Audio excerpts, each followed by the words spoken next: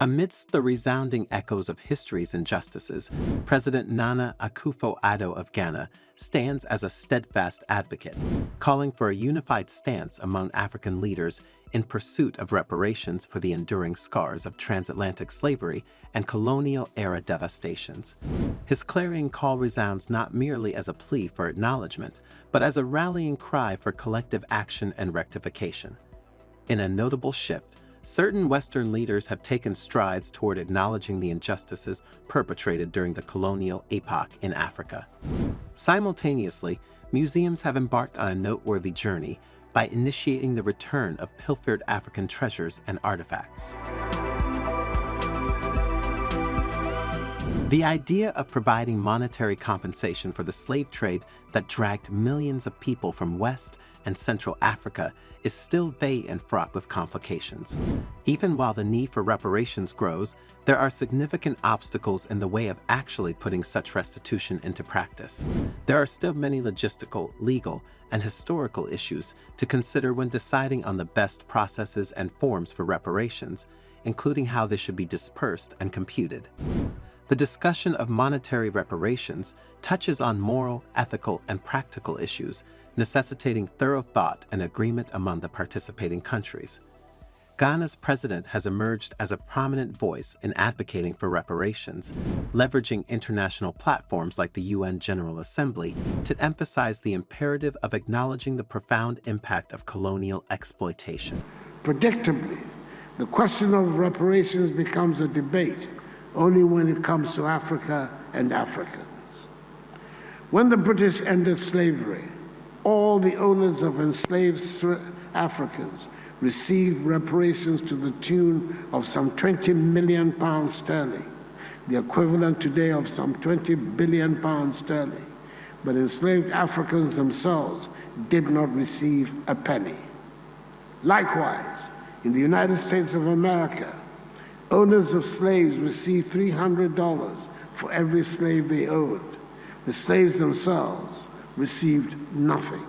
President Akufo-Addo's poignant remarks at the Reparations Conference in Accra encapsulate the gravity of the transatlantic slave trade's enduring impact while acknowledging the limitations of financial restitution in rectifying the profound historical injustices inflicted. His assertion that no sum of money can fully repair the damages caused by this harrowing chapter resonates deeply, highlighting the irreplaceable losses endured by countless lives and cultures. In advocating for a formal apology from European nations involved in the slave trade, President Akufo-Addo pointed out the importance of reckoning with history through genuine acknowledgement and accountability. His assertion that the entire African continent merits a formal apology represents a crucial step towards healing and reconciliation. Akufo-Addo's rallying cry for Africa and the Caribbean to collaborate in the pursuit of reparations embodies a quest for justice long overdue.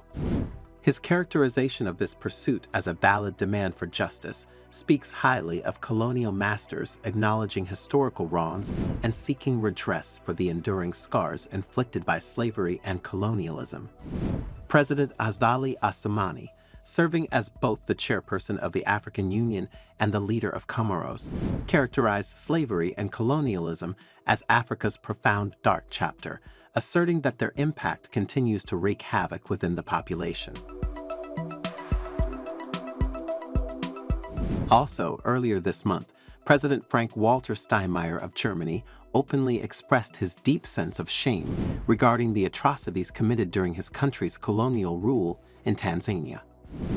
Earlier this year, the proprietor of the British newspaper, The Guardian, issued an apology for the involvement of its founders in transatlantic slavery.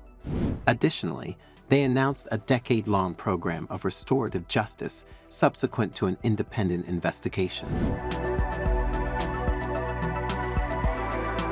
Amid the evolving discourse around reparations for slavery, there has been a notable progression in the restitution of pilfered treasures and artifacts.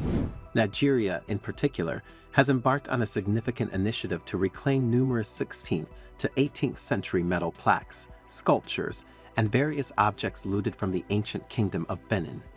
These valuable cultural artifacts have been dispersed among museums and private art collections across the United States and Europe. Nigeria's efforts signify a determined stride toward rectifying historical injustices by reclaiming tangible pieces of its rich cultural heritage that were wrongfully taken during colonial times. A significant portion of the artifacts were initially seized in 1897 during a British military expedition that targeted and devastated Benin City. This historical event marked a period of plunder, resulting in the removal of numerous cultural treasures and artworks from the region. A significant accomplishment was made by a neighboring nation, Benin, last year when it opened an exhibition showcasing its treasures and artwork. After protracted and complex negotiations that lasted 2 years, France repatriated these cultural assets. Thank you for watching our video. Kindly share your thoughts on Africa calling for slave reparations in the comment section, and remember to like, share, and subscribe to the channel for more insightful videos.